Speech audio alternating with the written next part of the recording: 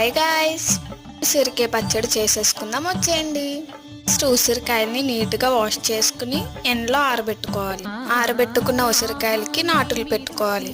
వెల్లుల్లిపాయలకి తొక్క తీసి పక్కన పెట్టుకోవాలి. అలాగే ఆవాలని మెత్తగా గ్రైండ్ చేసుకోవాలి. తర్వాత ఉసిరికాయలని ఆయిల్లో లైట్గా ఫ్రై చేసుకోవాలి.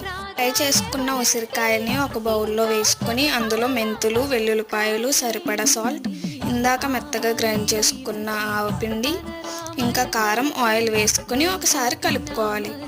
ఆయిల్ సరిపోకపోతే ఆయిల్ వేసుకుని మళ్ళీ కలుపుకోవాలి. కలుపుకున్న పచ్చడిని జాడీలో అయితే పెట్టుకున్నాం.